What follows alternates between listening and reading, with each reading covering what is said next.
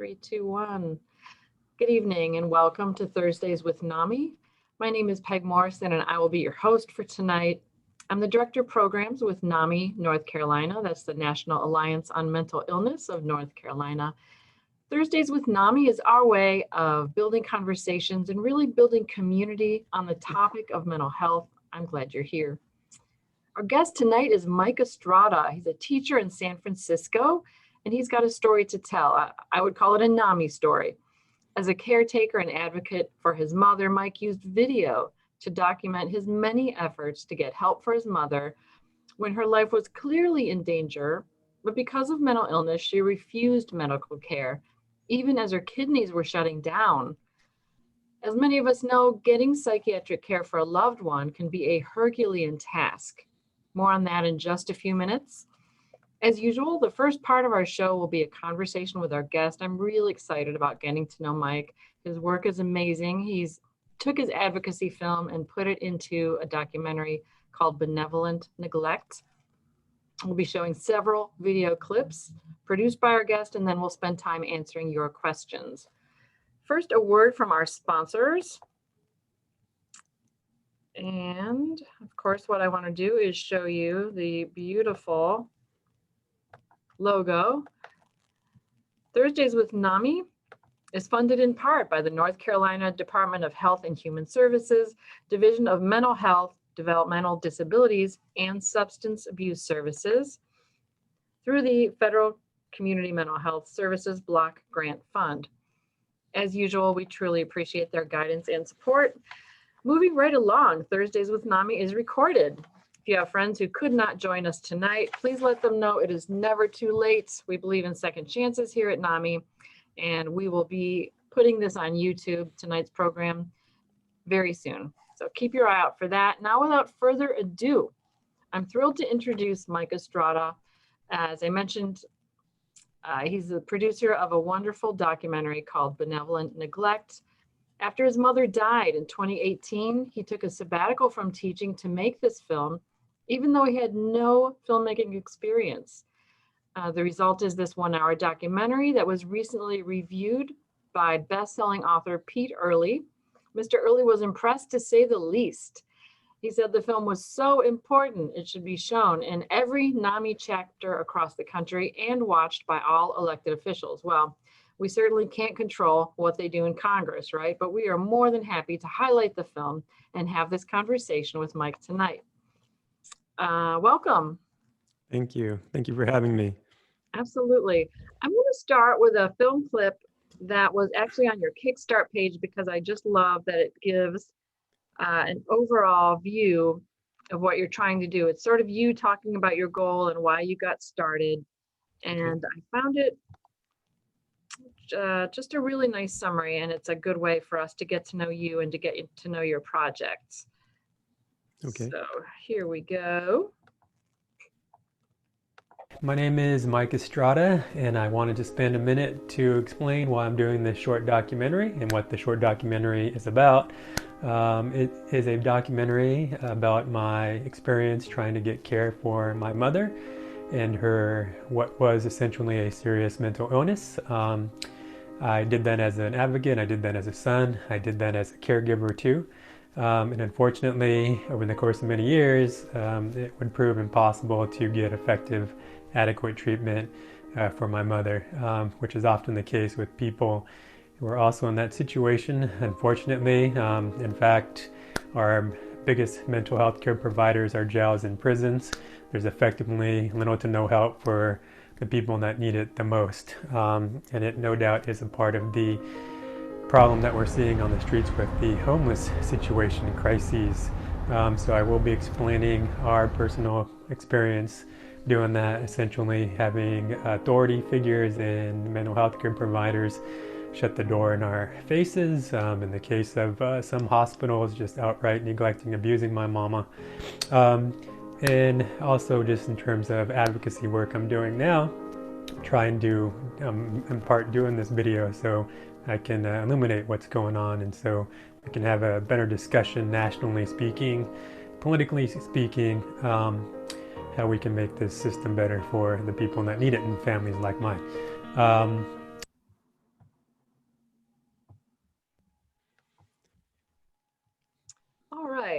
So that was certainly a touching start. Yeah, thanks. I had less hair there. It was We right all when it was about March, and I haven't had a haircut since. right. Yeah, COVID has really changed our hair fashion That's as a right. culture. It's a big shift. Um, so on the heels of that, tell us about your family and how life changed with the onset of your mother's mental illness. Yeah, I think about that quite a bit because part of what's I'm going through now is in my own recovery process is just trying to sort things out and to remember certain things, try to remember certain things. The tragedy, part of the tragedy is not, I mean, there's a lot of guilt. Maybe if we did this then or tried harder here, and just trying to still understand my mom's mental illness, eventually diagnosed with schizoaffective, as we'll talk about in more detail later, but she didn't always have those symptoms or the schizo symptoms. I think she was, looking back in hindsight now as an adult and knowing what I know, I think she's had bipolar disorder, or at least that was what it was initially. So when it first started happening, at least in terms of the paranoia, which I touch on in my film, is the jumping off point, that was early 2000, about 2002. There are some years actually even before that when she was experiencing some paranoia, but in terms of I would say the more overt, like the FBI and the government being after her, and neighbors spying on her, et cetera, as part of this government conspiracy, who she called the posse, which I mentioned in the film, 2002. And I had just graduated college, and being as young as I was and just really and trying to get my life in order and not having any idea what serious mental illness is. What I did understand, was some maybe pop culture, just popular misunderstandings of it in terms of, violent, scary people. And my mom's, she would, and part of the problem or the difficulty in understanding what was going on with my mom, aside from like some denial and her mass ignorance, was that she, with some severe ignorance, was that she would be okay at times. She'd cycle, right? So she would be fine or normal, just laughing, being herself, being able to have a conversation and be her loving and supportive self. And she was she was the person who I always talked to about life. My dad, not so much, being a macho guy, some of that going on. So my mom was the nurturing one. So it was really hard. And in fact, being busy in the Bay Area, trying to make a life for myself, she was with my dad. And so we would just avoid it. When I'd go home, I'd avoid it. When she was, saying things like the neighbors are spying on us or spying on her, I just would ignore her. She'd still be able to go in and out of the house in her own car. She'd be driving, she'd go shopping and so on and so forth. I'd hear what, my dad would tell me, report to me when I was in the Bay, oh, your mom's doing this. There'd be times where she would stop eating and her fasting and praying nonstop, accusing him of trying to poison her food, so there was that, or was becoming that around that time, 2002. And I just ignored it or shut it out. And as my dad did too, and my sister, we all did, just hoping for the best or hoping that things would be okay. To his credit, my dad did try to get her help on his own, call her primary care physician. He never returned his calls.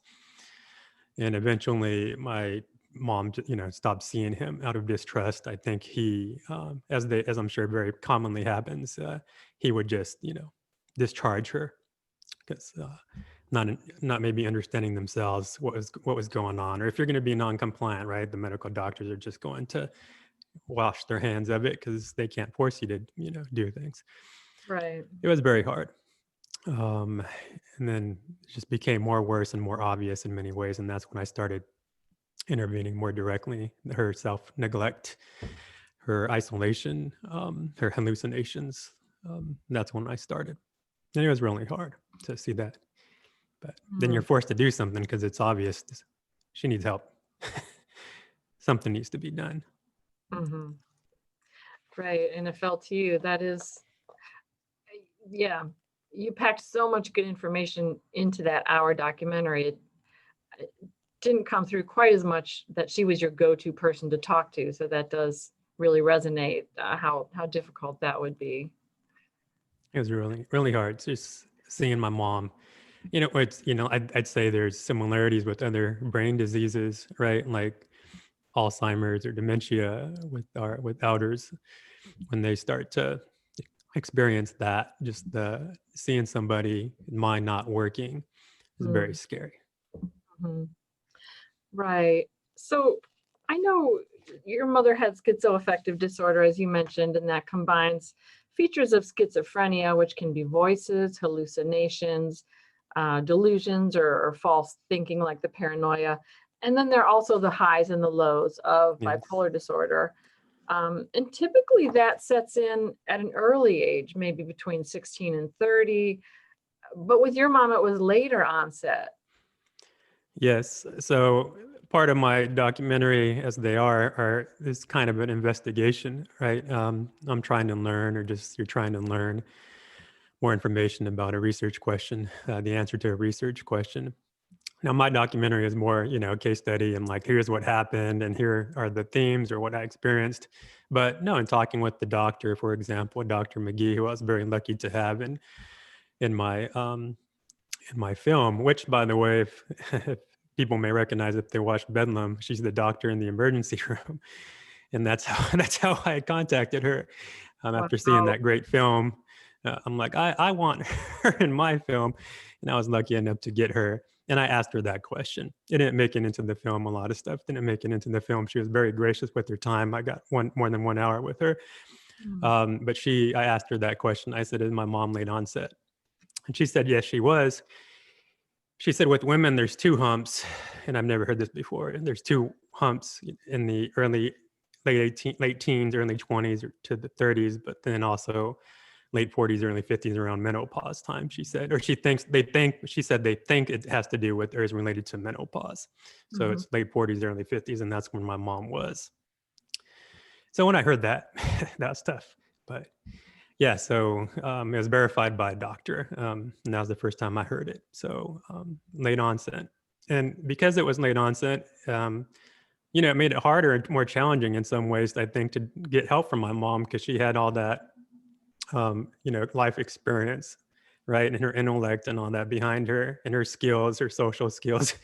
So it made it harder because she was smart and she knew what to say. And she had all this proof when authorities would talk to her and ask her things, she'd say, I was working, I'm a mom, I have 2 children, they're grown, one is a teacher. So, she was able to say all that stuff and to make it sound like she's, okay and successful, which she was, but not true when she started getting sick. She was unemployed for the last 20 years or so of her life. So yeah. And again, that's the doctor, what she said, and that's the first time I heard it. So that's what I'm sharing. That is interesting. It is unusual to meet someone with a severe and persistent mental illness. It's less likely that they would be so established with a decades-long career and having raised a family with no external sign or no huge red flags, I guess, along the way. Yeah, there's so I do think there was some indication, and I did mention I think she was bipolar. Yeah. And so I do think, again, looking back, and because I was the baby too and the young one too, I was the most, I paid the least attention in many ways. I played sports a lot. But when in talking with my dad, revisiting the stuff with my dad and my sister too, and even my aunt now, since my mom passed, they would tell me, oh, well, mom, there was times when she was depressed. And I do remember some of those times, but they remembered more, or they saw it as a regular pattern or feature. She would become depressed around things and isolate herself, pray all day in her room or much of the day, fast and cry about things. And then there was the, the mania, or things that I think were mania, and even delusions. And they're hard to talk about sometimes, and it's hard also because there's a fine line, I think, between, right, like in her case, being very religious and, very passionate about the Lord. She was a licensed preacher once upon a time. But then there's a fine line between that and then when it becomes, something that's based on delusions. and dangerous. And the doctor, Dr. McGee, mentioned, because I asked her, can they be functional for a time and then just get sicker? She said, yeah, we call them, what happens is she said there's baby manias, or they have baby manias. So they start doing things, and it doesn't quite get them in trouble with the law, but there's an element of mania there and delusions. And that's what I see in my mom in hindsight. I kind of don't, it's hard to talk about because, my mom lost a lot of friendships as she got sick. And I feel like sometimes I'm speaking ill of her, but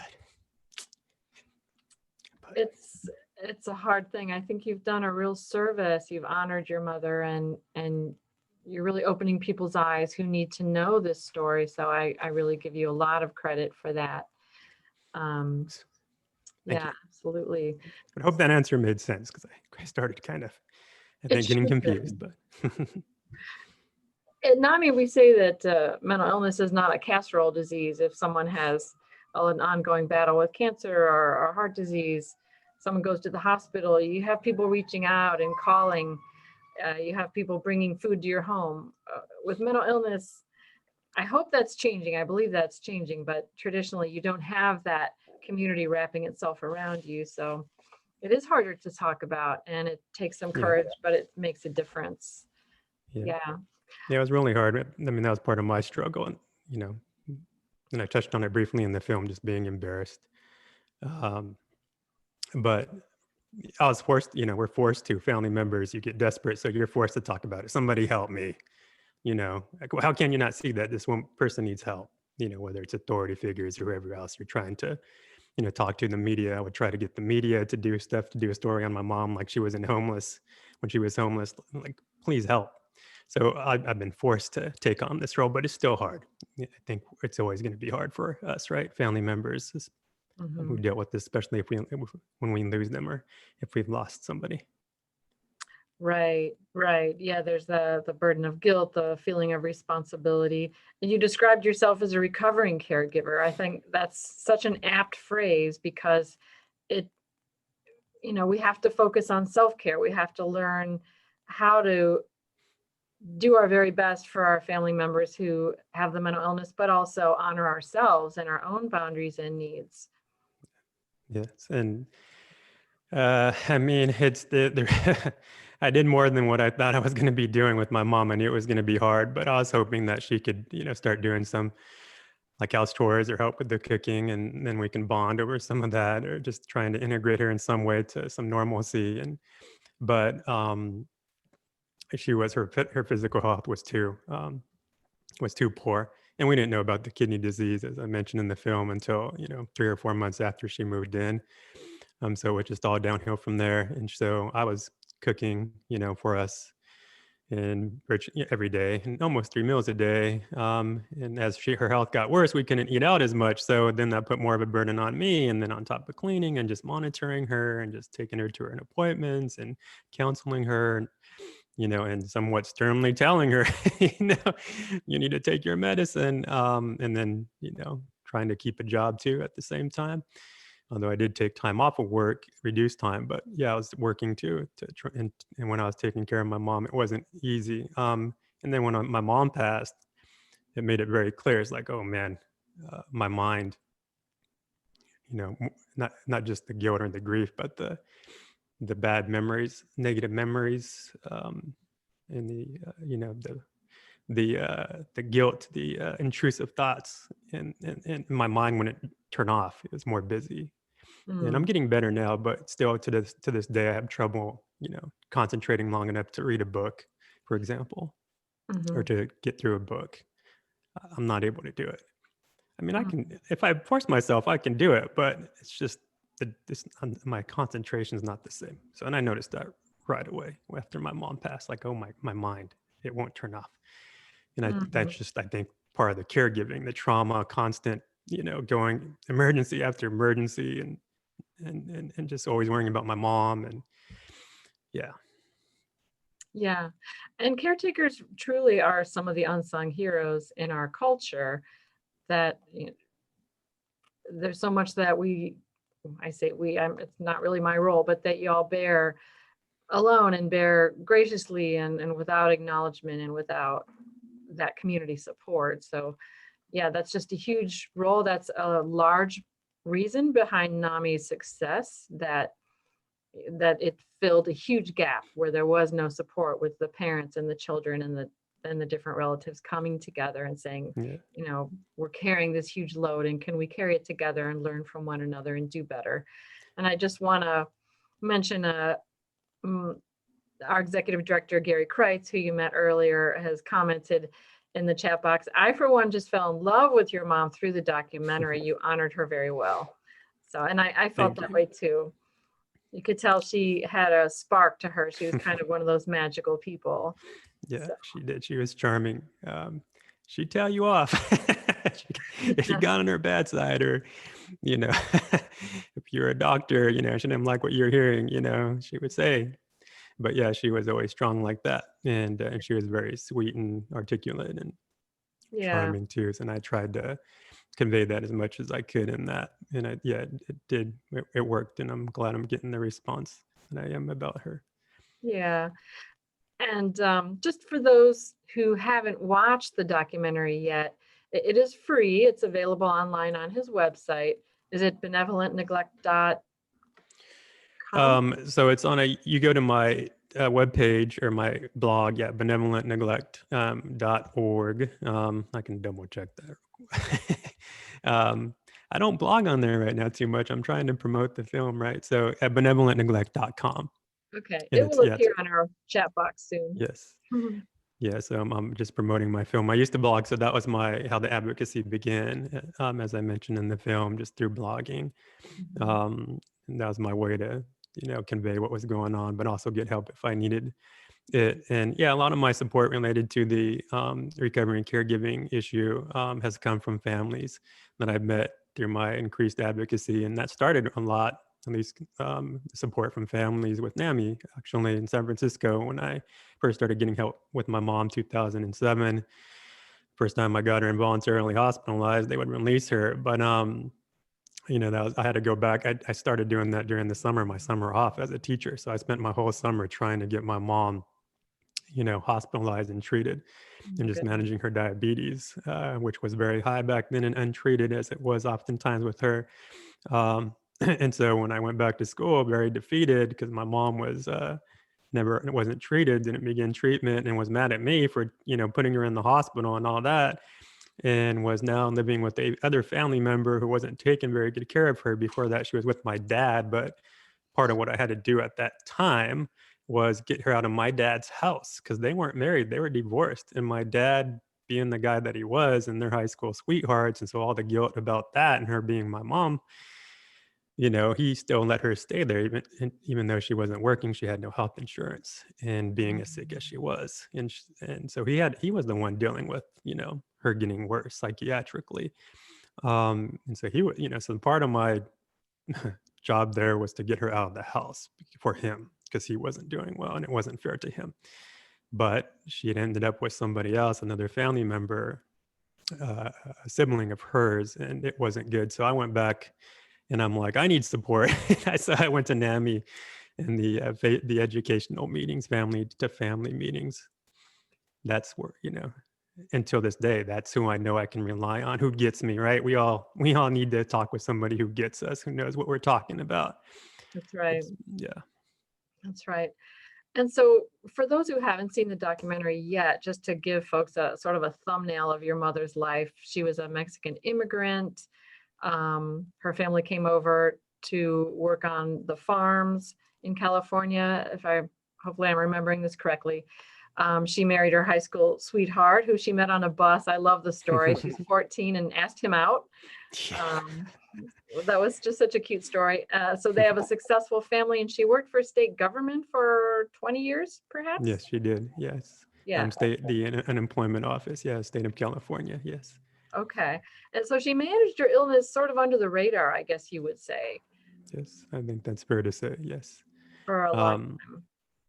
Yeah. And my dad, one of the stories he told me after my mama passed, and this stuff I don't particularly like to hear, but this is part of what you deal with in the aftermath or revisiting, making sense of it. He said, your mom, we used to live over here. We were driving to go do an errand, and this was maybe last summer, so I forget when exactly, but he said, yeah, we used to live over here. You remember? And I was just a baby. Yeah, your mom even then actually used to look out the window and say people were looking at her. So this is just like 3 years. Yeah, 3 years into their marriage, or just two. So like I said a while ago, both my sister and my dad remember more than I do about things my mom did, peculiar things, or delusional based things, more than I do. And she did work in the fields. My grandparents immigrated. Her parents immigrated from Mexico. She was born in the United States, in Madera, and so that makes her second generation. I'm third generation, and yeah, so I wanted to, of course, include that as part of her history, as part of our community struggle. I don't, I want to find out someday, how my mom got sick. I know a lot of it's, genetics, and she actually does have, siblings that were sick too, which I don't touch on in the film, but there's that. But I wonder, I'm sure some of it's environmental, being raised poor, working in the fields as a child, because it was legal back then. Working in the fields as a child, or at least it wasn't, I don't think it was legal, but it was, acceptable. Nobody enforced child labor laws, but that, and she despised it to her last day. She despised working in the fields as a kid. And so I just wonder, if that played a part, or what part that played, the social, environmental, pesticides in the field. Right. That was before they started banning the worst pesticides. They were still in use back then. My dad tells me stories. He worked in the fields too. One of his jobs was to make extra money, to be out in the fields in the middle of the night with flashlights, navigating the planes as they dropped pesticides. Wow. On the fields, and he would get sprayed. He would get showered in it. So those were the conditions that my parents worked in. And so I just wonder, how much that might have played a role. And we'll never know. I mean, but that's me, part of my struggle, trying to find answers. Those are valid questions. I'm glad conditions have improved. I'm sure there's more improvement to be done, but Yes. yeah, that would push my buttons in a big way, and I would wonder as well. Speaking to that, the culture point, in the film, we don't see your mom getting a lot of competent care, much less culturally competent care. How did her heritage impact her experience, in your opinion? Quite a bit. And also actually wondering about how to explain this, like other things too. This is not easy. I would try to do it in a concise way. It's not easy. One quick way or easy way to understand, I think, for people who try to access the system or use it to some degree, just the lack of Latino, providers, lack of Mexican doctors, psychiatrists in particular. That hurt us. Because for her, not just in terms of the cultural similarities and sharing those values, but also the religious aspect in particular. My mom being deeply religious, that being based in our culture, her Catholic upbringing, she would become non-denominational, but still, very Christian, very traditional, and so not being able to interact with my mom on that basis or understand it, that was very obvious for us, that deficit, that barrier. So we did see a psychiatrist, for example, in Modesto for a short time. I got her to do some outpatient. This is not mentioned in the film. It didn't last for long because she was non-compliant. And so that doctor, she wasn't terrible, that psychiatrist. I liked her. She tried, but she wasn't very good at being able to relate with my mom, and pretty insensitive in some ways. Another psychiatrist, though, in comparison, in San Francisco, at a Latino-based community clinic. He wasn't Latino. He was a white man, Dr. Turpin, who I want to touch up base with soon, just to thank him for helping us or trying to. He could speak Spanish, though. He knew the culture. That's why they hired him. He worked at a Latino cultural place to interact with Latinos primarily. He was very good. He was very sensitive. He was very nice. And I still remember to this day, and I tell people this story, when he took the job very seriously. My mom was in the waiting room, and I was very on edge. I'm not sure what to expect. I thought my mom might just blow up and walk out like she could do. But she was praying to herself, as she did, warning off spirits or what have you, hoping that the appointment would go good and that she would be found to be, medically competent or mentally competent. He came out, he had his glasses on, he pulled them down, observed her, very seriously. And then I sat in that appointment. My mom would be fine with me sitting in the appointments.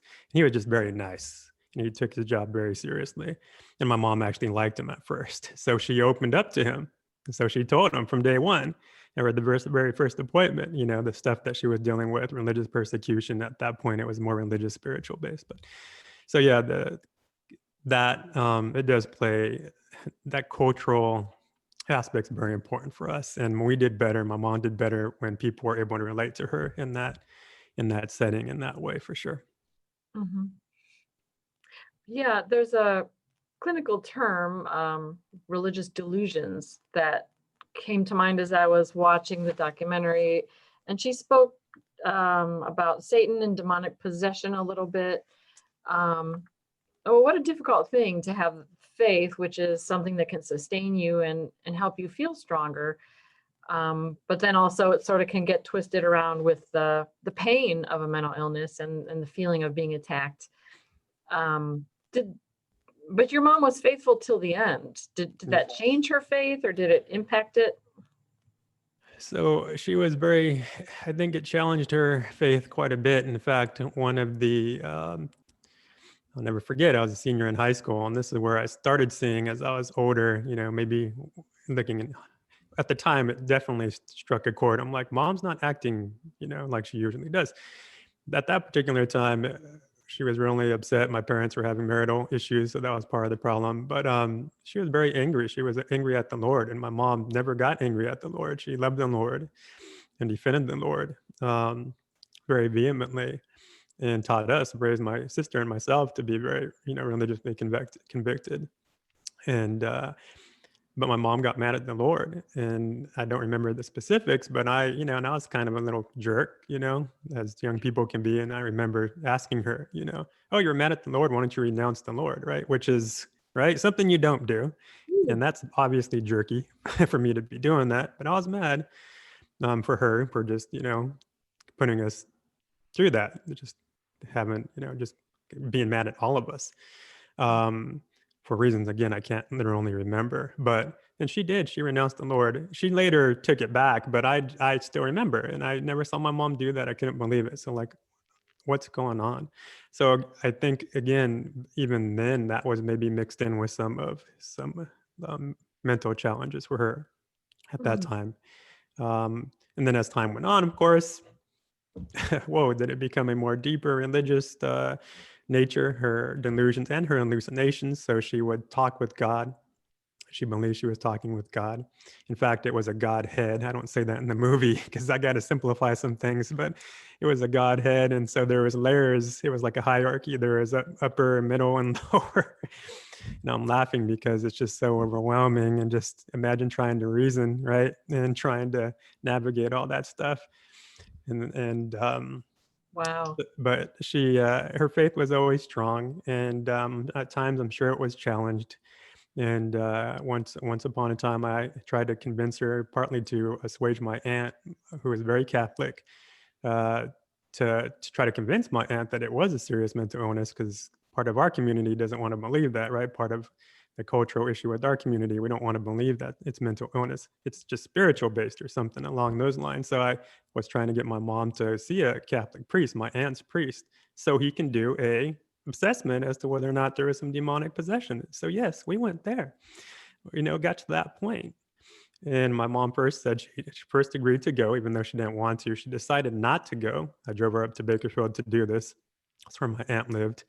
And the priest, did some prayers and said some things, and with my mom not there, and he made the determination in his way without going into detail, because I was supposed to close my eyes at different times because he was doing certain things with his hands, but I peeked, of course. But anyways, he determined that it wasn't any spiritual or demonic possession. And then, so that, my whatever, I don't know exactly to this day still with my aunt. I don't know how much she understands of it being a mental illness. But for my mom, she, to her last days, she believed very much that she was afflicted by demonic attacks or spiritual attacks, witches, warlocks, she would talk about too. And her faith kept her strong. She would have to do spiritual battle. So that was constant prayer, or regular prayer, to denounce and to keep these spirits, not just away from her, these evil spirits, not just away from her, but from the family too, from us too. She was worried about us. So I'd go drive to San Francisco to go to work, and she would be afraid that, they would try to get me, driving to work. They might drive me off the road, or just, make me crash. So just constantly having to, fight for us and fight for herself, and in prayer, and calling on God to help.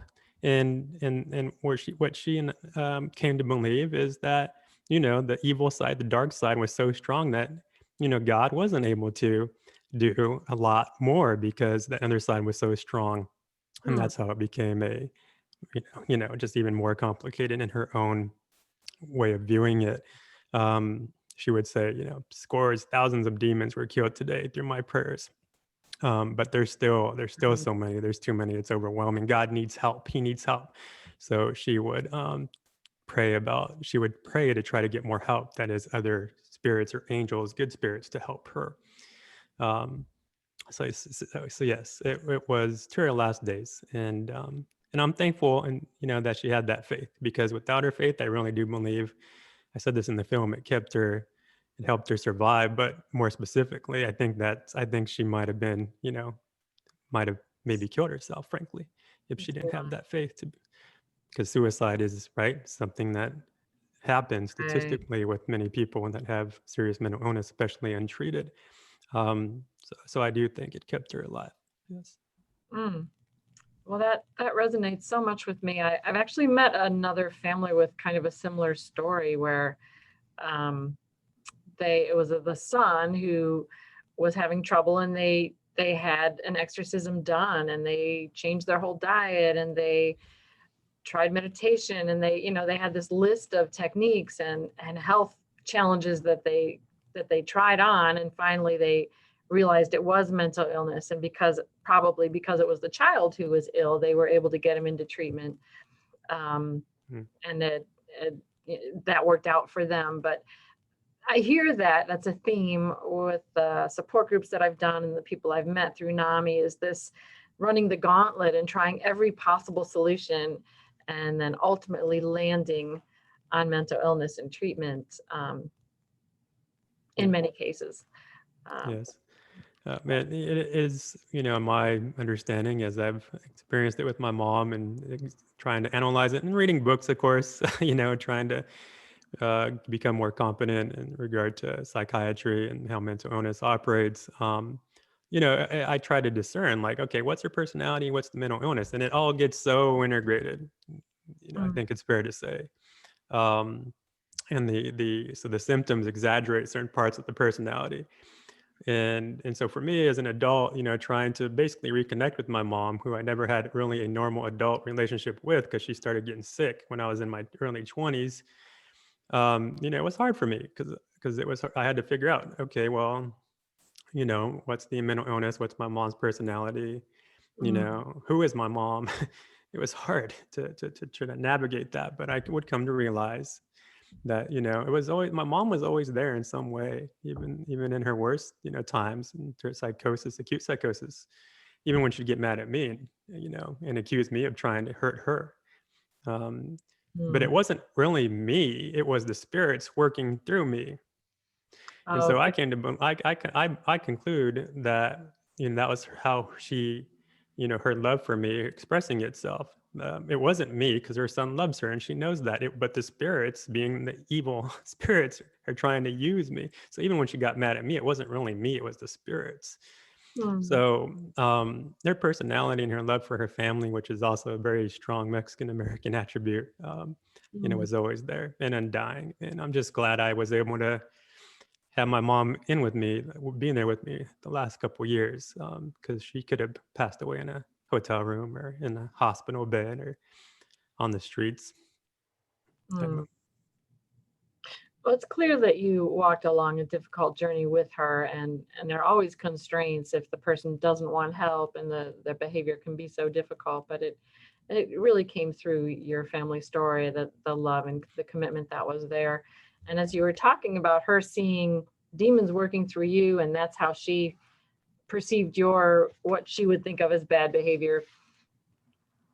Perhaps you were doing the same thing, looking at her and seeing the mental illness versus the core mother who always loved you.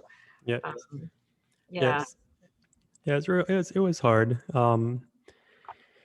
It was hard because, like I said, there'd be new things that she'd do in the house, and I'd be like, "No!" Like pray over the trash can, Oh which my. Sherry mentions in the film.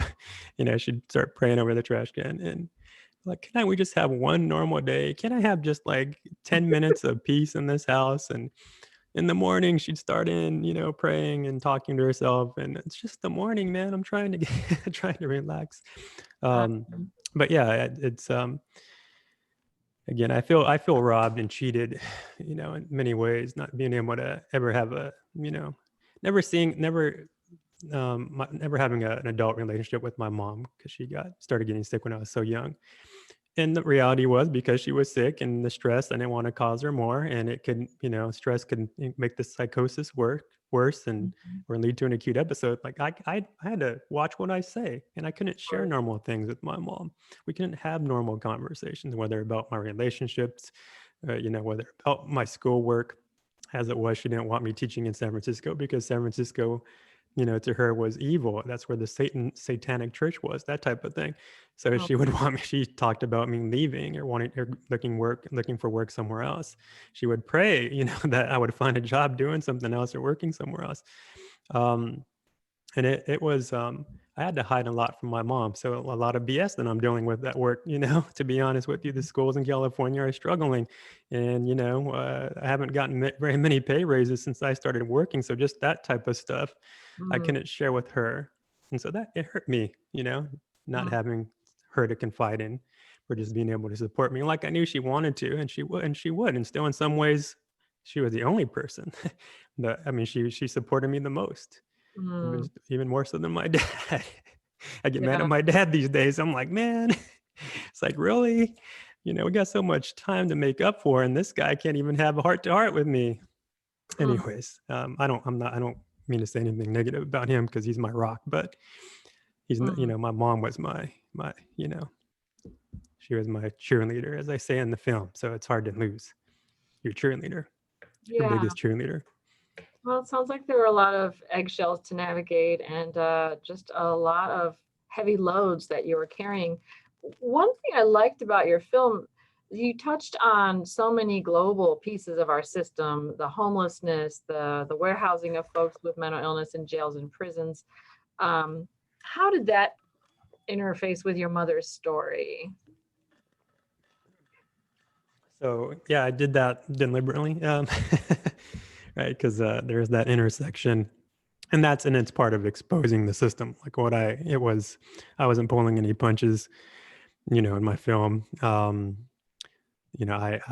was a critical viewpoint. It was what I call in academia, what we call, a structural critique of the system. It's the way the system is designed, as I said at different times, and are tried to show.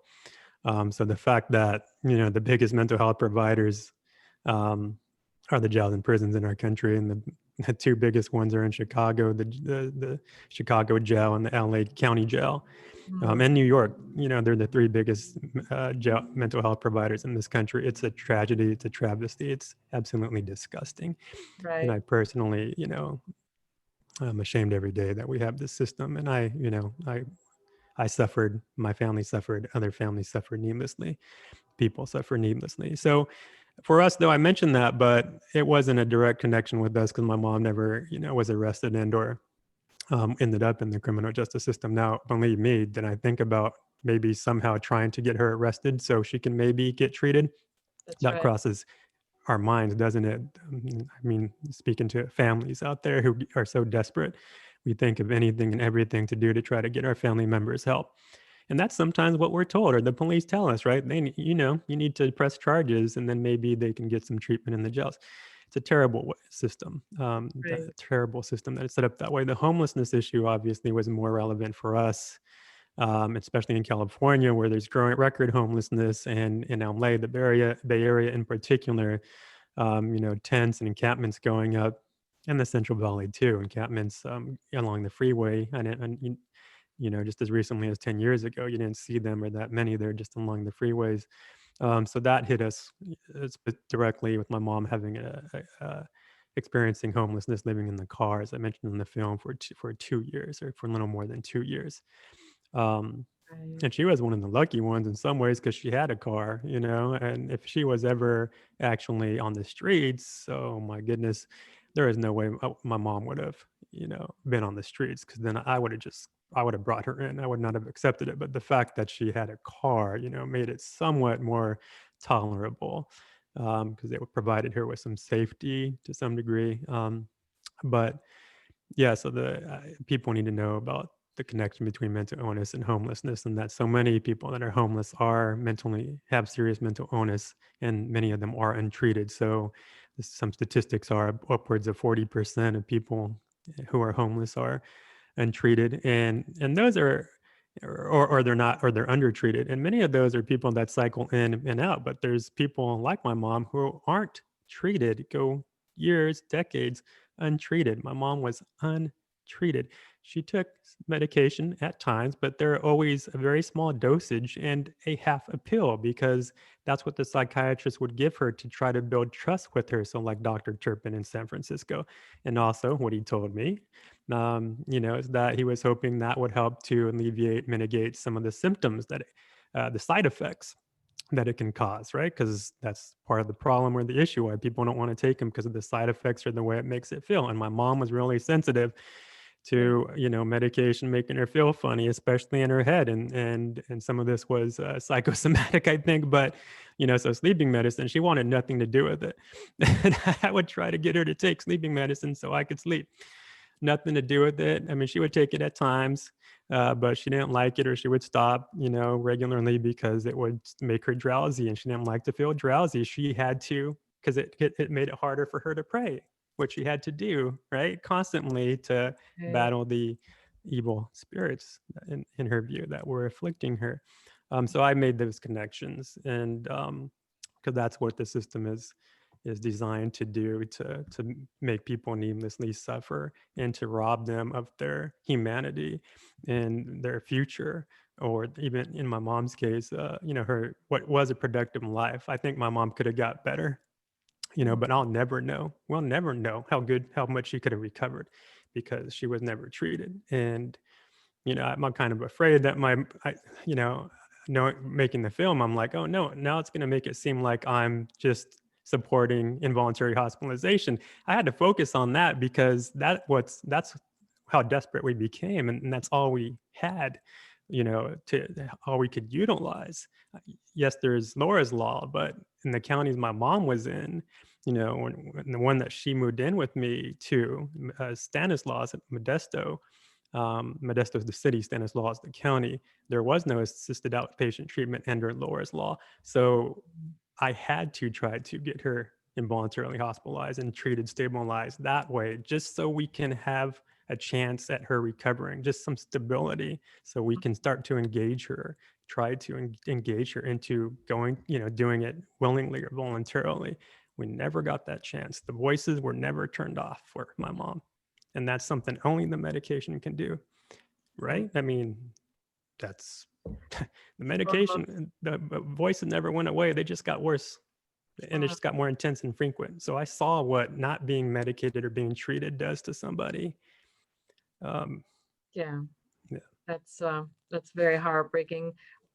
For me, one of the most powerful moments in Benevolent Neglect was you being on the phone. I think it was trying to get your mom housing help. And they said, well, technically she has a roof overhead because she is in her car. Yeah. And you said, so that's housing, that's your official position. Yeah. That was really, really well framed, that how ridiculously low that standard is for caring for our folks with serious mental illness, that a car is adequate housing. Yeah. I remember that conversation like it was yesterday, right? So there's some things, right? It's part of the experience, the trauma, like they're burned into my memory.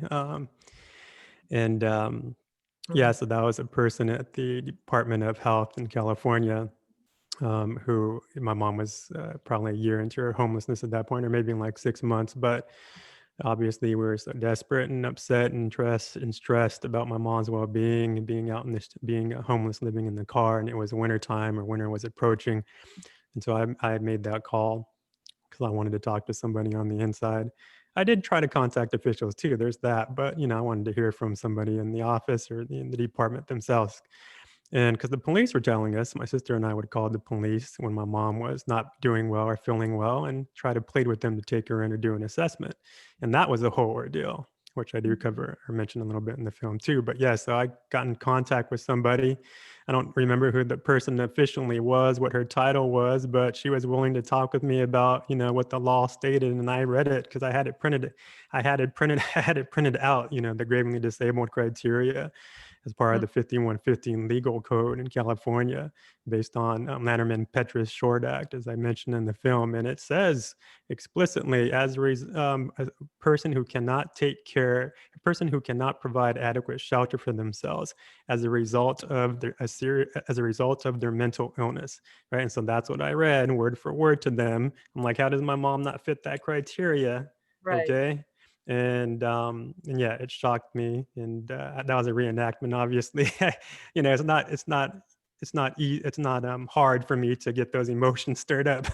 My friend was there filming. I'm like, okay, give me a minute. I'm gonna have to go into this state of mind. And so yeah, just reenacting that conversation was easy because, of course, I was really angry and upset, and I couldn't believe what I was hearing. And just the powerlessness. And that's also what I'm trying to convey in the film, or what people should realize that we go through, that many people go through, the powerlessness that we feel because the system is against us. There's no help or virtually no help. They don't want to help. In some cases, they're tied by the law or the policies, right? Whether the hospitals or the police officers, the politicians. But in many cases, they can do more and they refuse to do more.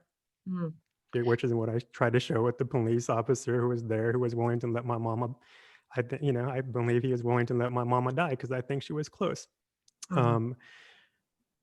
Yeah, so that was it's terrible that she said technically a roof is a car is a roof over her head. And so that's why I wanted to share how just, I think that captures it pretty perfectly in the low standard, or just what I call the corruption or the corruption, or just the hyper rationalizations that they make to justify what are the unjustifiable policies, right?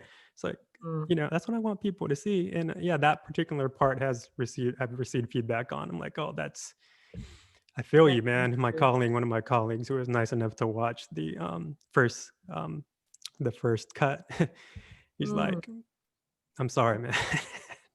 It's like, I feel that scene. So it's very powerful. So this is a good time to move into the clip that I want to show from your film. I also want to quickly give a great shout out to those working behind the scenes this evening. My awesome coworker, NAMI North Carolina Helpline Manager, Virginia Rodias, who's been on the chat box, our fabulous tech intern, Eddie Simmons, on tech support, and of course, Executive Director Gary Kreitz, who is always there. So here is the clip from the documentary. It's not, it's a very similar conversation. It's the conversation you had with the doctor that you mentioned, who your mom is at the end of her life, and you're having a conversation about, is she capable of making a choice on her own health? Another very powerful scene that you're talking about and going through here. Afraid that she'd die suddenly at the house, I argued with the doctors about helping me with the plan. I'll be right there. Yeah, see, that's the thing. I can't even have these conversations with you guys with her here because she gets agitated. We cannot force treatment on her. The law doesn't allow No, that. I know. But she makes full sense. Right. Well, I mean, she doesn't When she believe that. talks. She doesn't believe that she has any real problems, though. Exactly. I mean, so you it know, doesn't. So she doesn't make sense. To a point, she does. Well, But if you no, dig a there little are bit, many people who don't want treatment. They understand, they just don't want. I know. But have, is it based on their delusions and their hallucinations? Well, we don't know. Because that's I'm what not we a have here. psychiatrist, you know. Well, that's what we have here, though. And he asked you to prep for dialysis, but you have no interest in that, right? In February of 2018, my mom was hospitalized with shortness of breath. Still refusing to start dialysis, her kidney doctor asked me what I wanted to do. I knew I had no choice but to put her into hospice care. Okay, very powerful scenes there. Very powerful transition. Thank you. Yeah, Yeah, I had to figure out, because I did it myself. Like, okay, which clips do I show and how do I organize it? And I got a lot of good audio, and you all just got, with the film, I was just able to show like a very small amount. Audio takes a lot of time, right? Hearing a conversation, and but I could have that audio because I was so frustrated. I just started to put the phone in my jacket pocket and press record. Because and what I would tell him sometimes, if she dies under your watch or because you don't help us, I'm going to try to sue you after, I would have to say that. And so, yeah, that was a long conversation actually that I had with the doctor. That was a short part. That was a very small excerpt, but yes, that was the nature of it for sure. Very frustrating. yeah, it captured, I think you used the word hyper-rationalization. It captured that sort of absurdity mixed with nonchalance. That's gosh, very jarring. I want to switch now to give folks in our virtual studio audience the opportunity to ask questions. We have some lined up. If you're not familiar with Zoom Q&A, please look to the sort of the center and just on the left, the bottom of your screen, you'll see a Q&A icon.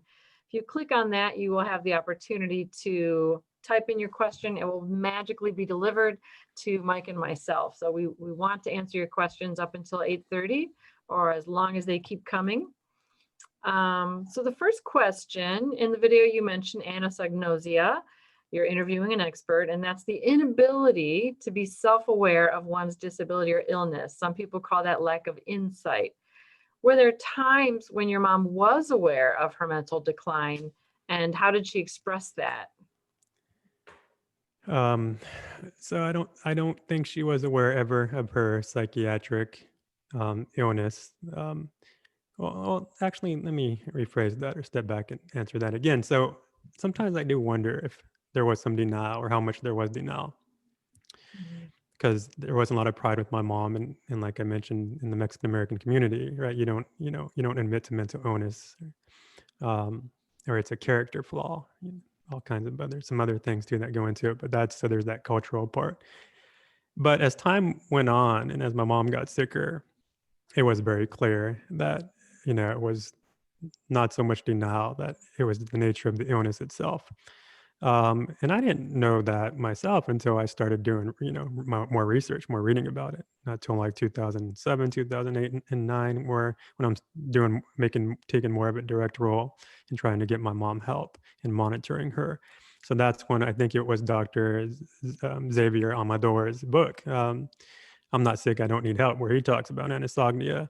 That's, am I saying it right? Anosognosia. Yeah. And that was the first time. Yeah, that was the first time I read it. I read about it. And I'm like, oh yeah, that makes sense.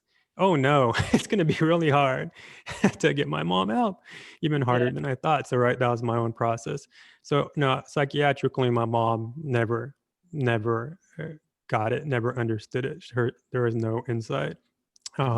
She always had a justification or reason as to why she would do certain things, or the voices why she talked to herself, or what's happening to her, whether it's spiritual attacks or, the FBI, the government trying to go after her, kill her, so on and so forth. And even when she was, with my mom, there was, there was this, I would call it like a scowl.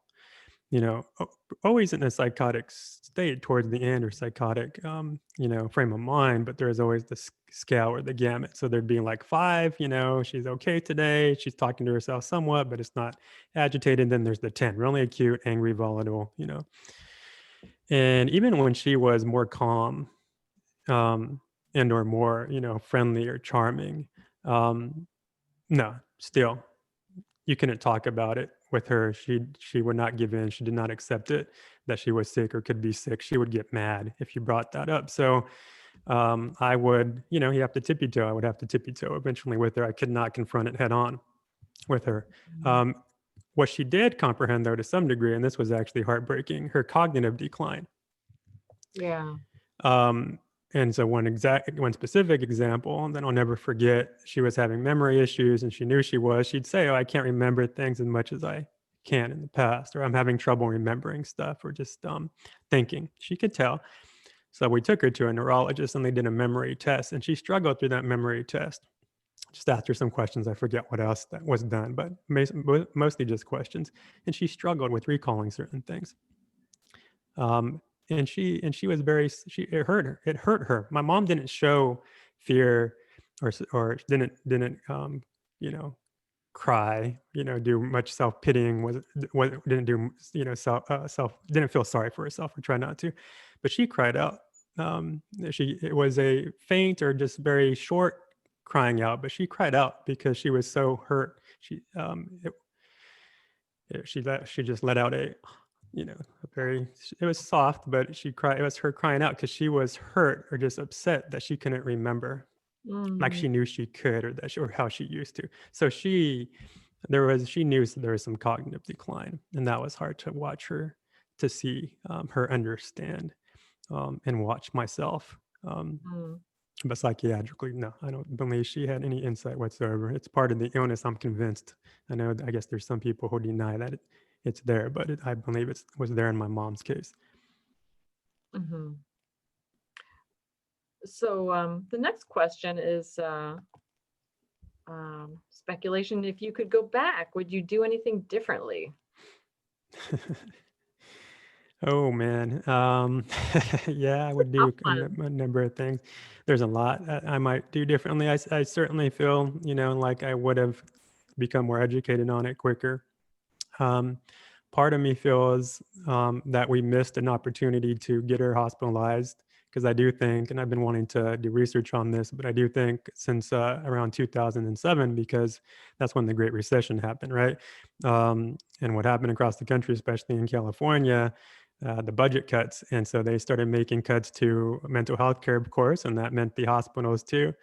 And so what I know now in San Francisco is that the budgets, the spending on mental health care still has not reached pre-2007 levels. Okay, so talk about grossly underfunded. So I feel like if we would have just started getting her help before 2007, maybe that would have been, because there was more money, there was more staffing, there were more hospital beds, right? That would have been, it would have been easier to get her in. So I feel like that's one big thing. I wish I would have acted sooner, or just knew what was happening to her sooner and acted then. I feel like, and I like to say, but I don't know if I would have been able to, but I would have liked to have brought my mom in to live with me much sooner, but it was pretty untenable. And as sad as it was that my mom's health deteriorated, and it made it harder on me because I had to do more things around the house for her and care for her and watch her, if she was harder to handle when she was stronger and more healthy.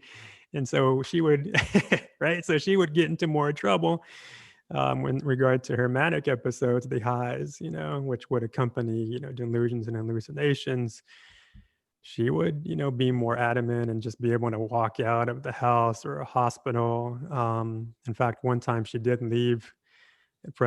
She left me in Modesto. She took a taxi, paid, $200 of her SSI money for the taxi driver to drive her to Bakersfield because she wanted to see one of her siblings, the one who was enabling her for years.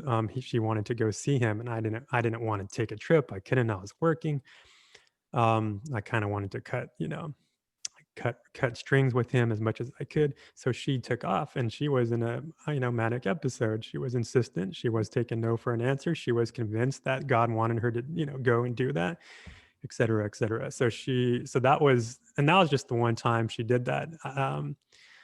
She ended up getting sick, which was my fear, because as what would happen when she wasn't with me, she wouldn't be taking her medicines, her diabetes medicines and other things. So Oh, she got sick. So she came back, very weak and not good. And so she never did that again, I think in part because of that experience, luckily. But if she was healthy, yeah, she would have been more of a handful. For sure in many ways. So it was really, I like to say I would have liked to take her in sooner, but it was too hard to do so without the support and they don't give us that, right? So. mm. Yeah, well, and you mentioned in your documentary too, some of the challenges that came up with her living with you, that she felt that the neighbors were invading your space and stealing things from you. So that makes it hard to support someone with housing as well. Yeah. And that was the experience in a nutshell in San Francisco. I mentioned this in the film. I took her in to live with me in San Francisco, but that only lasted 3 months. And I was actually her legal conservator then, which I don't mention in the film. I don't say a lot about, but I did that avenue too. I mean, I did whatever, I did everything that I could think of. So I was her court-appointed conservator for a time. So interestingly, a probate court decides that my mom is mentally incompetent, so she needs somebody, to help her, manage her medical issues and take care of her home. But once I started asking the counties to be the ones who would, be the conservator, the word becomes public guardian when they do it that way, at least in California, right? Oh no, she's fine. She's self-directing. So a judge actually removed it from her. And Wow. that's how she became homeless, because she stopped living with me. And then, she had no conservator. The housing situation became more insecure. So, yeah, it was just really hard to, in so many ways, just to deal with her when she was more healthy. And even when she was, in poorer health with me, it was still very hard. Then it wasn't as confrontational with neighbors, luckily for me, when she came to live with me by then. But still at times she would be complaining about the neighbors, called 911 on one neighbor across the street for some reason. Luckily 911 didn't send anybody out, because from what my mom told me when I got home from work, she's like, they didn't believe me. I said the neighbors were, I forgot what she was saying exactly, but she called 911 and the police didn't believe her, just bother her. So, but yeah, there was always something potentially with neighbors, or the house being unsafe in some way. And she would increasingly talk about, wanting to leave, not liking Modesto, not liking living there, and wanting to leave. And she would talk about the gods actually coming to get her, to pick her up, to take her to a new place in Texas. I think she was Texas, and I don't know why Texas, but Texas. They were going to come pick her up, and they were going to take her to a new house, a big house with big property. And I finally asked her one time, because I was kind of hurt. My feelings were hurt. I go into little boy mode sometimes, right? I'm like, Mom, are you just planning on leaving me here? And she said, no, you're coming with me. They're taking you too. And they're taking the dog. And so things like that. And that was the first time I ever asked her that. First time she ever told me that she was planning on me going too. I always thought she was leaving without me. So yeah, just, yeah. So the way that her love for, her children still was always there. Yeah, that's a very touching answer. Yeah. How did it change you to make the film? Yeah. I'm still trying to come to grips or accept a little bit what I've accomplished or that it's done. Yeah. I just turned it in a couple weeks ago to my college as my official completed sabbatical project. I think I might tomorrow ask my department chair to send it, the YouTube link to my department. A few of my colleagues know what I've gone through. My department chair definitely does, because I had to tell her, I got to take time off of work because, such and such. But, most of my colleagues don't know. So I'm still trying to come to grips with doing this. I know I did a good job. I feel I did a good job. That's the feedback I'm getting. Pete, saying what he said Mhm. about it was really touching and made me feel really good. I have a little bit of a relationship with Pete because he did run, a couple of my blog posts when my mom was living with me, which Mm, was really nice. So he knew a little bit about her story, but I wasn't expecting him to give me such a glowing review. In mhm. fact, he took like about a week to get back to me after I sent him the link, and I'm like, damn it, I guess he didn't like it. So, but it's making me feel more like a stronger advocate, and like, that I'm still carrying out this fight in many ways, honoring my family, honoring my mom. Um, it's helping me. It's part of my recovery now, because I Mhm. because my family deserved, more respect than we got. So I'm telling my story, and I'm not pulling any punches, or at least I try not to. I pull some punches, but you know, um, I'm telling my story from the heart, and it speaks for Mhm. itself in many ways. And so it's changing me, making me a stronger person. And in many ways, I know my mom would be proud of what I'm doing. So Mhm. um, that makes me feel good too.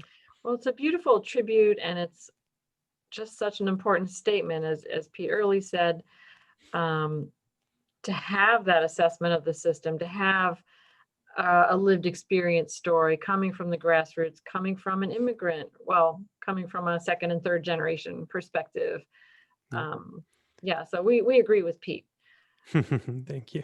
Yeah, and you mentioned perhaps before we started recording that you are a teacher of political science at community Yes. college.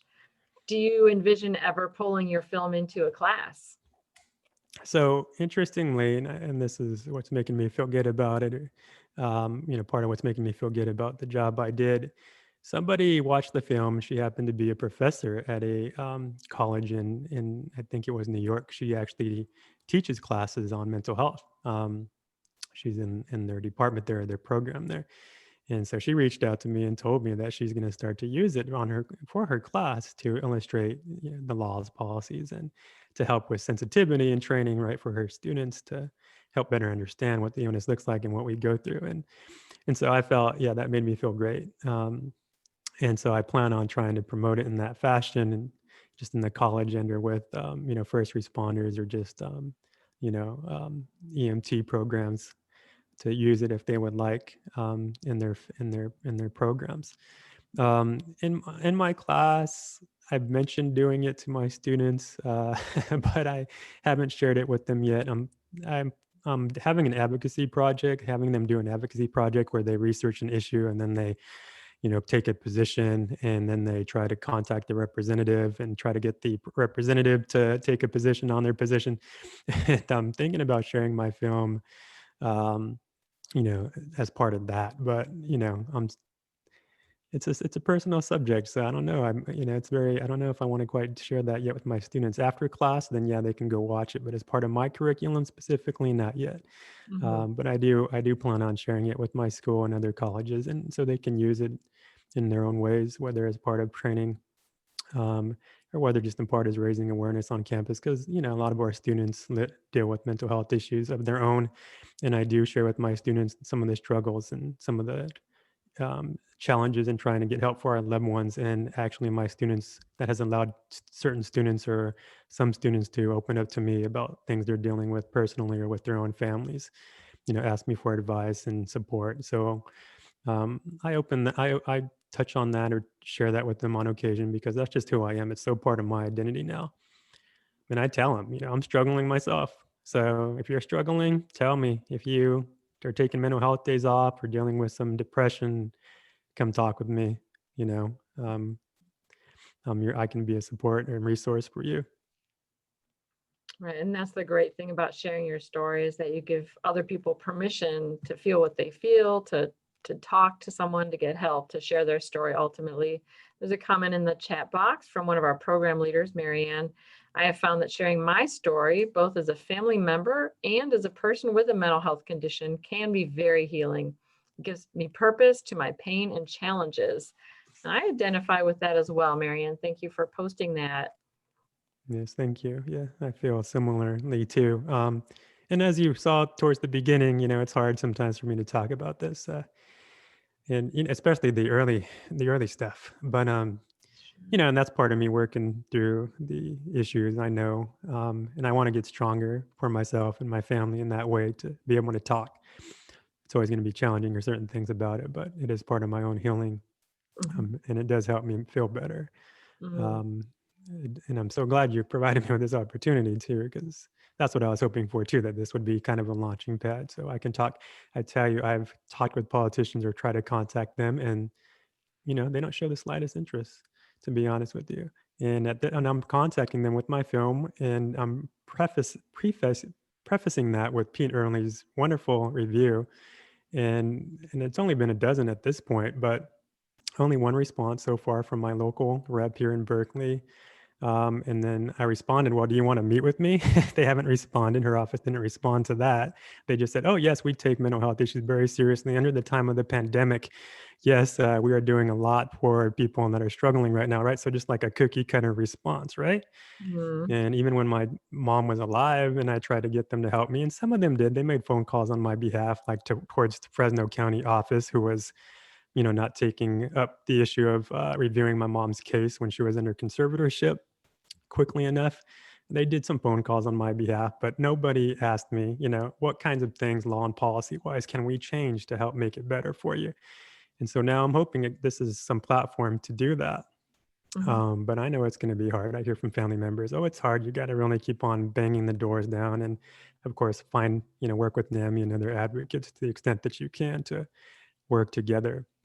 And in Mhm. California, it's challenging. The state NAMI is pretty good, but the local ones tend to be better in regard to involuntary inpatient care, anyways, which is one component, but it's an important component. For some families like myself, that's what they force you to do. Like I said, I don't want my mom to be involuntary hospitalized. I was the one that had to do it. I walked her in there, and she threw her, the first time we did it in San Francisco, she threw her arms around my arm, and I had to take my arm out from my mom's arms so they could take her. Mhm. Okay. So Ouch. yeah. My goodness. So we don't want to hospitalize our family members. Dr. McGee, what makes her so great, I wish she was my mom's doctor. I told her that. She has a family member too, and she talks openly about this. So I can say this. She has a younger brother who has a serious mental illness, and so she's the one who looks after him or helps with him, who has to hospitalize him. We don't want to do it, Of but course. in crisis, we have nowhere else to turn. They need immediate help. Of course. Another area that NAMI has been very involved with is educating law enforcement and corrections officers sometimes on crisis intervention. And there are crisis intervention teams where police officers, law enforcement officers receive 40 hours of training to learn to communicate more effectively and de-escalate a situation where mental illness is a factor. Tell us about that in California. Is that a presence? Is it helpful? Excuse me. Yes. To the extent that I know, yes, people are working on it. There's good advocacy works. I know NAMI is very involved in that on the local level and state level. Individual family members that I've correspond with. I happen to be on a listserv of family advocates who do a great job in keeping us all up to date. Certain groups, certain people in particular who are more the policy, advocate, lobbyist types. They do a great job informing us on things that are happening in the Capitol, what's being stirred, et cetera, and facilitating strategy discussions. And I know some of them are working on that. That's part of the solution for sure. I can't give you stats and figures in terms of how prevalent it is, but I think it's pretty similar nationwide. So same in California, that the hours, are limited. So like 40, which are better than nothing, but also things that I've heard or some people that tend to focus on that area more, criminal justice reform, they insist it should be more. Based on what I know how the system works, and what I know about politics and government, and just how difficult it is to work with that subset in the population. how Right. hard it is to really be able to discern, right, and navigate when someone's in crisis. I think that training needs to be more regular part of their training. So monthly, um, but Sure. definitely, yes, nonviolence or just de-escalation, and people that have better training are able to give better assessments than the police officer who came to my house, who I'm sure had no training in the Modesto police. That's where he worked. That's where I lived at the time. I'm sure they don't have any CIT training. I'm kind of guessing, but I'm pretty sure. Um, Right. the other person who I had in the film, who was the mental health crisis worker for a time, Schaefer, I did not say specifically where she worked in the valley, but she worked in the Central Valley. What she essentially corroborated what I felt or what was my experience. So the police get very little training there in regard to mental health interventions. Sometimes there's maybe a couple of police officers or a group of police officers that get that training, but it's not much, and it might not be crisis intervention training specifically, which is Mhm. a specific program, right? That's being promoted. Right. And Gary makes a comment in the chat box. We are increasingly seeing programs where social workers or therapists are sent out with police. I would love to see that grow. It's always struck me that the typical police response is sort of command and control, and non-compliance will be met with force. That's sort of the perfect recipe for escalating an episode of mental illness or a bad situation, really, in general. So Yes. yeah, more Yeah, and therapeutic approaches. yeah, and I'm sure it's this way in much of the country, if not most, but in California, um, they might have field clinicians who will go to the house and do assessments. So in San Francisco, they have an actual mobile crisis team, what they call a mobile crisis team. But in much of California, certainly if not most, certainly in the valley, the counties in the valley, which is more rural, smaller towns, agricultural, that's what feeds the country in the agricultural area of the Central Valley. Um, if they have a field clinician at all, the police officer is the first person still, first point of contact who you interact with and or who goes to intervene or do an assessment. And if they so choose, they don't have to. They can call the field clinician or the mental health person to do an assessment. Mm, That's if they choose. And so my experience with my mom, with my sisters too, just trying to get them to call a field clinician because we felt more comfortable with the field clinician, not a police officer who isn't trained as much, to come to the house, they would refuse to do regularly. And much of this time was when my mom was homeless, living in a car. She would not be taking her medication, her diabetic medication, so her glucose would get really high and she would feel terrible. She'd become sick. So she would show up at my sister's house, really sick and tired and underfed, undernourished, and lack of sleep.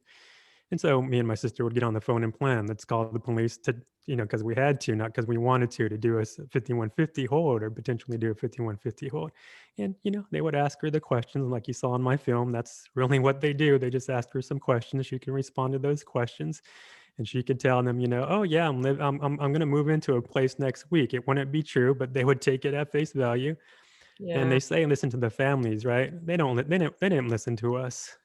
Mm, Even the doctors, they didn't listen to us or listen to me. In the hospital, I'd have to go after, I'd have to, push back on the social worker, because she wouldn't want to do an assessment on my mom. And because I wanted them to, 5150 her if need be, because mhm. she would try to walk out of the hospital. Okay. So I was ready for that fight and I had to be. And they would, even in the hospital, social workers who you'd think should know better, right, were resistant to evaluating my mom and resistant to getting a psychiatrist to come from, because they have them there to come in to do an assessment. She would say, well, what does your mom want? I would get that question quite regularly by social workers in the hospital. What does your mom want? Mm, Yeah. Okay. So, and yeah. that's just right. That's all about self-agency. And yes, people need to have self-agency, but you know what? My mom's untreated and, she wants to leave. She doesn't think she's in a hospital or feels she's in danger here. I'm her caretaker. She can't come home until she's stabilized, So when she wants to be with her family, but we can't take care of her unless she's being treated. Those were older conversations that we'd have with hospital staff and or social workers. So, Mhm. yeah. And it strikes me that the system it creates a situation where you're having to come back again and again and again. So you would think ideally there would be some familiarity, there would be a relationship established. But either you get a different person each time, or they just aren't hearing you. So, Yeah, comment from for sure. And it's a lot of factors, right? It's a number of things. Yes, training is a big one, but it's also resources, right? What's the patient to staff ratio, right? Are they getting off their shift? yeah, It's all that stuff, to be honest. The administrator involved, and with my mom, like in the hospital, it's like I could always tell, like about day or 5 in the hospital, a regular hospital, they would start picking up the pace a little bit to discharge her. And so it made me wonder, is it because her insurance is starting to pay less, or they're gonna, right? they're only gonna pay up to day 7, or I could always see a change in response, and they're just, yeah, being nice, towards my mom and myself come day 4, day 5. So, right. So all that stuff too, the administration and the insurance companies and how it's, structured, organized. right. Yeah, so many thoughts come to my mind. I knew a young man who was very smart, and when he didn't want to be hospitalized but was committed, he would call his insurance company and say, I'm feeling perfectly fine, but I'm being kept here. Yeah. That's tough. Comments from the chat box. I'm so sorry what you had to go through, but thank you for giving us all motivation for change by telling your mother's story. And another comment, many caregivers are going through the same nightmare. Thank you for sharing your very real story. So, Thank you. You're welcome. yeah, we're very close to the end of our time. Is there anything, Mike, that you wanted to say that you have not been asked about? Let me think. No, not really. I wish I had some more information to give you about how much CIT training is being employed in California. In California, it's we're working really hard and changing things, but it's very, even though it's a Democratic majority in the state legislature, and even Gavin Newsom, who was in Bedlam, who said all the good things about how we've given up on people with serious mental illness because they're so many of them are in jails and prisons in the streets. It's very slow moving, or there's just a lack of political will, and there's a little more movement sometimes with Republicans, as I'm sure many advocates know, or lobbyists know. It's a little more movement with Republicans, but I think in both cases still there's not enough movement and or willingness to really tackle this problem in the significant way that it needs to be tackled. We need reform. We need overhaul. I think inpatient involuntary treatment is necessary at times, and it's not to say I'm so pro involuntary hospitalization. It's just that for some people need it when it's crisis time, or when they end up getting into a crisis because they cannot take care of themselves. And then, like with my mama, she got worse. It's permanent brain damage, right? It causes permanent brain damage, Right. and they don't let this happen to people with other medical issues. They don't let people, abuse themselves physically, right? Cut themselves. So we need change, and I'm just glad that now there's some opportunity to push it forward, because now more people know about it. But I feel I'm cautious about how much of an opening that is, because I think it's a long systemic pattern. There's too much discrimination. There's too much resistance by the hospitals, by the insurance companies. And there's they don't want to fund healthcare. And as the doctor said in the film, Dr. McGee, she said it herself. I did not encourage her to say that.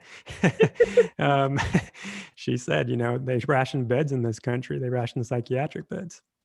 Right? They make it sound like, oh, it's the government that's going to ration the beds if you have a bigger healthcare system, more comprehensive healthcare system. It's already being rationed in what is a patchwork system, essentially. We need more comprehensive care. We need more beds, better quality healthcare. Right, right. Well, a lot of great policy comments that have come through and a lot of great insights. Thank you so much for sharing your story with us. I really Thank you, enjoyed our Mary. conversation and I I see appreciate Mary's comment. There's a thank you about Dr. McGee. It makes me feel good. I'll let her know. I don't think she's watched the film. So, yeah. Right. Yeah. No, that's one I have to watch, but I have watched yours. So I Oh, have the thank you. important ones down. Thank you. Yes, I watched Bedlam, please. It's excellent. Yeah, I saw the premiere with my sister in LA when they showed that in January. It's Mm. wonderful. I think I'm the only person in the office who has not seen it. So for some reason, I'm admitting it here. Anyways, thank you so very much for all that you've done, for sharing your story and spending your time with us today. Thank you. Thank And you for having me. I appreciate it. yeah, thanks again to our helpers behind the scene, Virginia Rodias, Eddie Simmons, and of course, Gary Kreitz. And everyone, please be well in the weeks ahead. Observe social distancing, take care of yourselves, do what you need to do, and go where you need to go to be safe. All right. Have a great week, everyone. Thanks for being here. All right. Bye-bye. All right.